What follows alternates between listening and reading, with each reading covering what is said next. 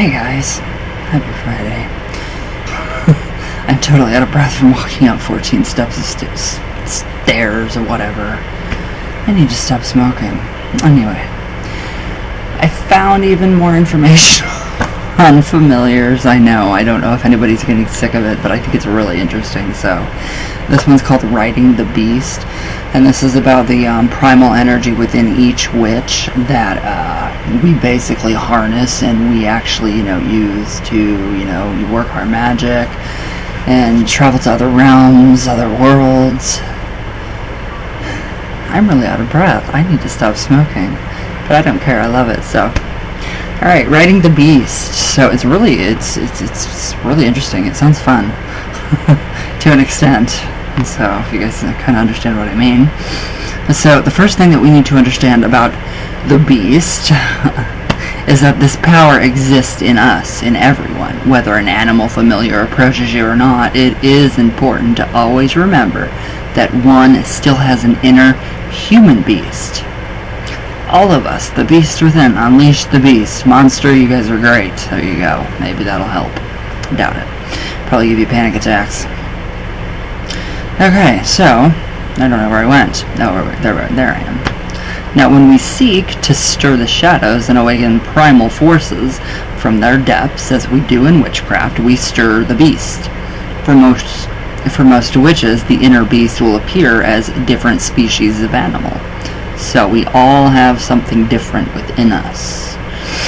Alright, now he says here, I have heard a few different connecting explanations for why the animal self of humans appears as other animals when we ourselves are already an animal. So, he says here, my flavored explanation, I love that flavored explanation, is that as the species that the master endowed with the cunning fire, we are mercurial by nature, and inherently our inner beast has no one shape of its own, but can assume the form instead of one of the ancestor animals. The animal is not simply an animal, but the spirit of the beast as a whole. Spirit of wolf, spirit of raven, spirit of eagle. So it's the entire species of that animal, the whole, which is beautiful. So learning to properly harness the power of the beast is central to all successful witchcraft. The beast embodies our vitalistic force, and without this strong stimulation, we would never have the fat to burn a bright flame for long. So it could be said that the essence of success in witchcraft, that is, becoming power-filled without becoming mad and dysfunctional, is managing to raise the flame of the divine fire in balance with the vitalism of the beast. We actually did go through that in another text, I believe, and I believe it was Treading the Mill. Now, if one is too dominant over the other, disaster will follow. So, like any kind of writing, this is a precarious balancing act we engage in. Now, for some people, writing is how they will literally interact with the animal. So, as a mount, that becomes partially an extension of themselves. That's what I'm getting at here. The familiar, our familiar spirits, are literally an extension of ourselves. Okay, hold on. I'm getting like blurry here. Let me see. Alright, there we go. I don't know why I go so blurry all the time. Now, for others, they will transform into the beast, yet even... I don't know. Oh, yeah, for others, they will transform into the beast, yet even then it is referred to as riding the beast, as opposed to being ridden by it, an occurrence which also sometimes happened, but in certain circumstances only. So take, for instance, warrior cults, where battle frenzy were sought via following the beast to temporarily dominate.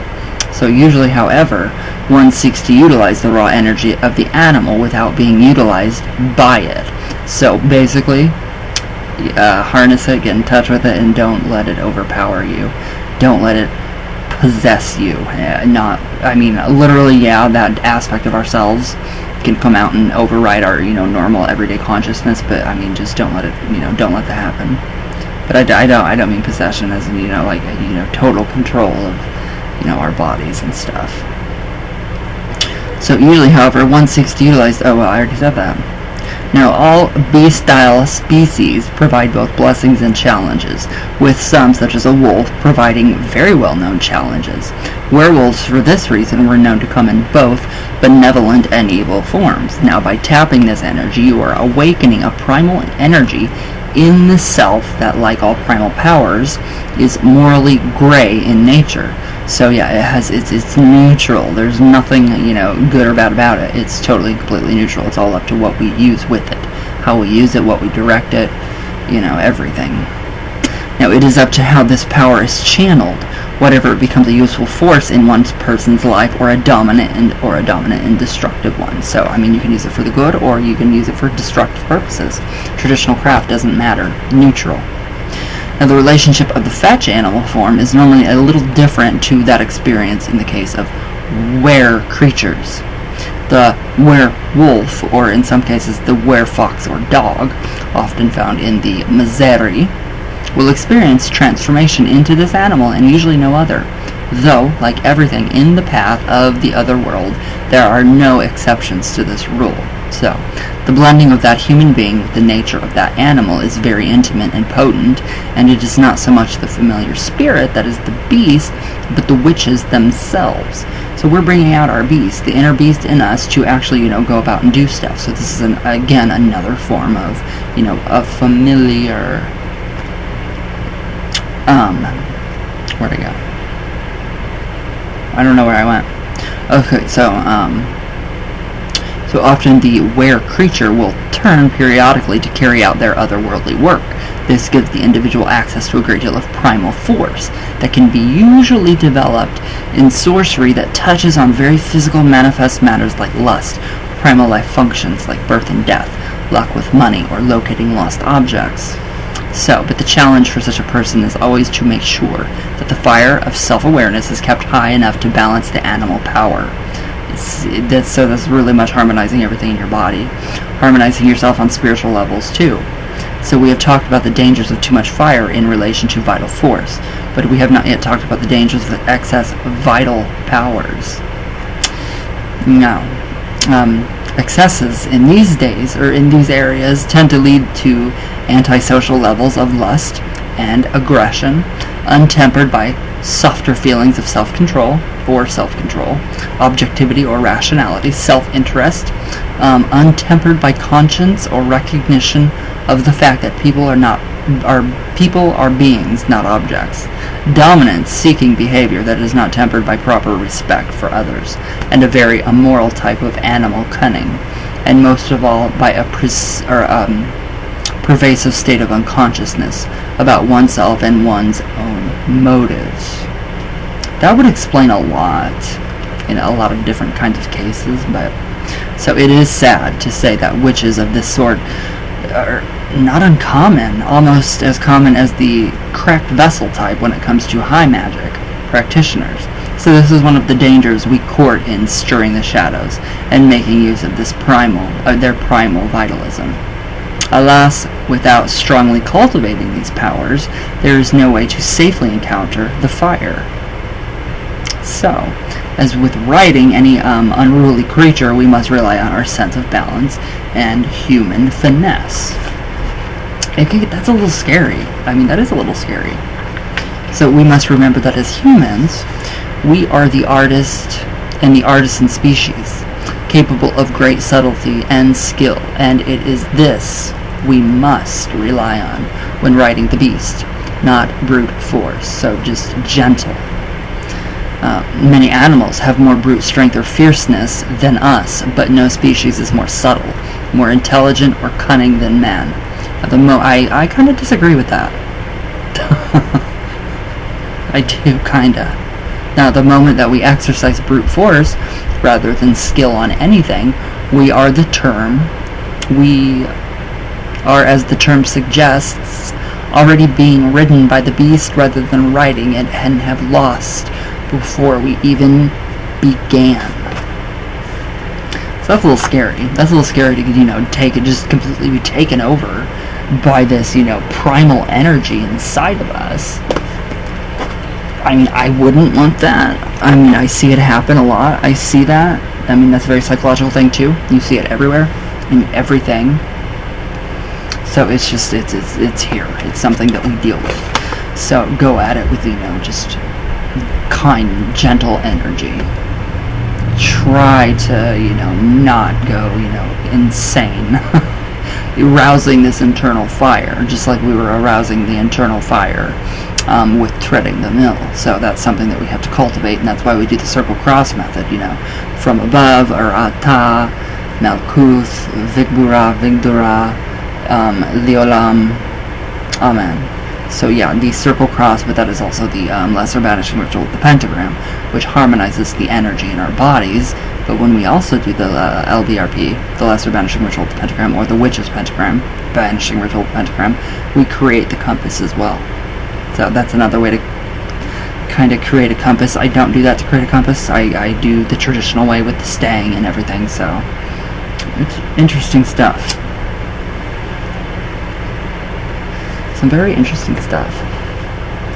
Let's do some coffee talk.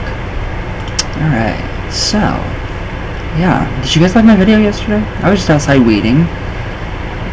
And I do talk to the land spirits a lot, and I'm just curious. I was like, am I upsetting them? What's going on? Am I, hurting their feelings? Am I, pissing something off because of what I'm doing? I don't think so. I don't think so.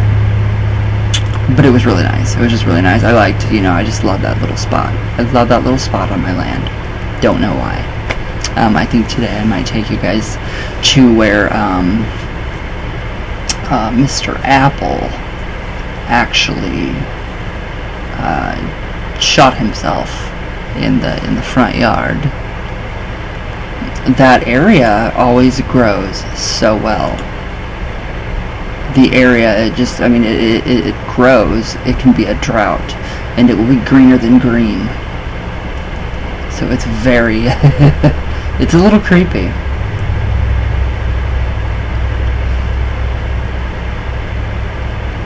It's a tiny creepy. Oh yeah, that was the video. Come along with me outside.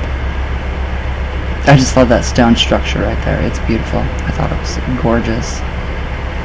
Alright, let's see. I can't wait for the House of Gucci. Love it. I do, I love it. It is so amazing. It's going to be such a good movie. The Father, the Son, the House of Gucci. That was good. That was good, Gaga. I liked it. I love Gucci, one of my favorite designers. So that brings out the fashion whore in me, of course. Okay. Where are my comments? There we go. Careless, love from Mars. Hi. I love you. How are you? Oh, the come along with me outside video? I love that. It's just interesting. It's so interesting. I love it. Alright, where did all my comments go? Like, I don't know. I don't know where anything went. I have no clue. Let me try to go back to YouTube. Let me just go back to YouTube real quick and see if I can pull up my comments from another source. There's always something like over here that pops up and it tells me, I have all these comments and blah blah blah. Oh, there they are. Alright, there they are. Lupe, it's beautiful. I just love that little area. I do, it's beautiful. Crystal Oracle, hi. You just got runes, right? Yes, I did. Try casting runes next to your rock formation there. The nature spirits communicate beautifully through runes, especially stone ones. They're, yeah, thank you. I will try that today, and I will actually let you know. They're, black tourmaline. So I love that. I love that. Okay, the partial sun. Hi you. Okay, honestly, same. So many herbs and helpful plants are just seen as unwanted, so it's sad. It is. Have you ever thought of making offerings upon the rocks to the spirits? To say sorry and thanks for helping the land. Yes, I do a lot. I do quite a bit. So I do. I really like it. Gustavo, hi my brother. Nice. Thank you. Yeah, I do. I love it. Don't. What are you doing? What? I have to mute you because I'm not going to have pornography on my channel. You don't do that. That's disgusting. Alright. Witchy boy, hi. How are you? Not trying to be insulting, but you know things are bad with when Ryan is telling you to go back to the church. Yeah, I mean, I don't agree with it. I don't agree with manifestation and the New Age stuff, but I mean, it's, you know, it is what it is.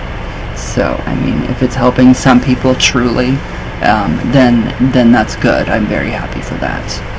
Alright, Witchy boy, you're bold then. I'd never go back to the church. I would go back to church after, I would go towards manifestation and New Age practices. Not after all I've learned, especially after all they've done to me and my friends. The church is one of the most bloodthirsty organizations I've ever had the displeasure of coming into contact with. They are. I'd rather be burned at the stake than support that disgusting cult. Wow.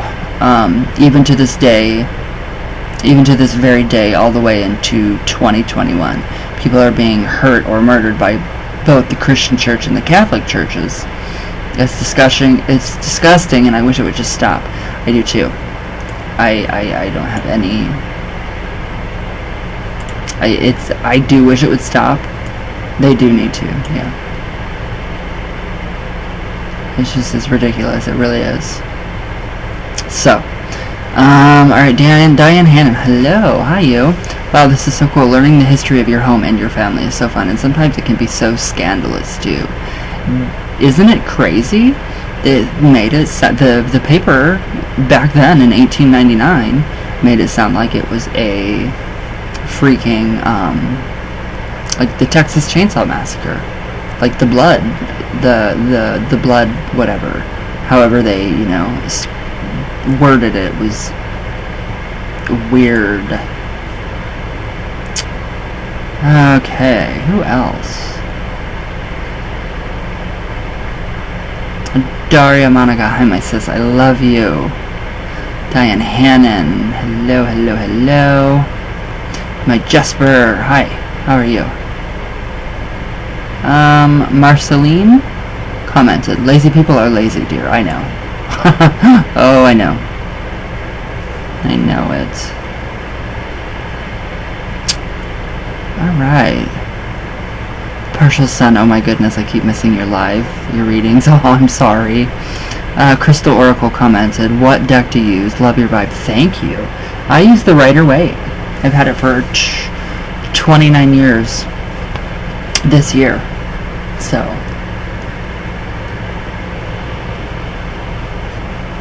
I'm very happy with it. I love those. Thank you, too. Thank you.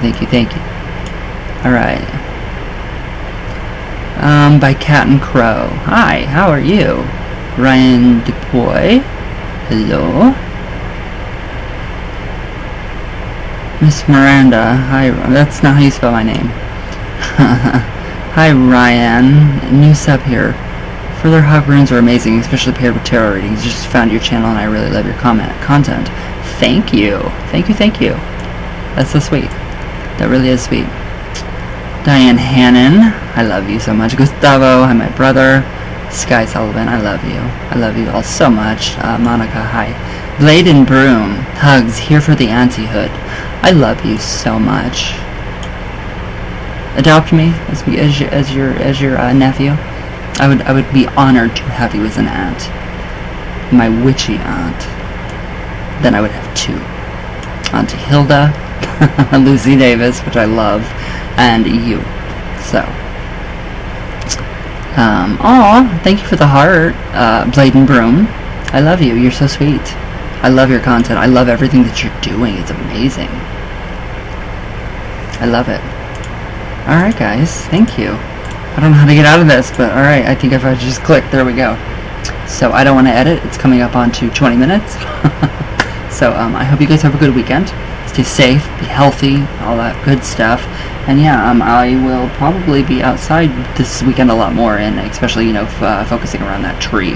I want to really, dig more into it. And, Mrs. Apple, Barbara, the one that he came in and shot, did tell me that her original wedding ring is in the foundation of this house, this basement, the original foundation, which I can't get to, which is weird. So I don't know. I'll see what I can pick up on that tree, but it's crazy. So yes, I love you guys. Thank you guys for all the amazing comments. It's incredible. Yeah, I can't wait to go to the Conjuring house. It's gonna be amazing. I won't go unless Andrea Perron tells me, she gives me her blessings, or I won't go. So, but I will see you guys tomorrow. So just please be safe, stay healthy, all that good stuff. And all my love, all the way from Venus, always, all the way back down. And I love you guys very, very, very much. So, everybody have a good weekend, and I will see you guys tomorrow.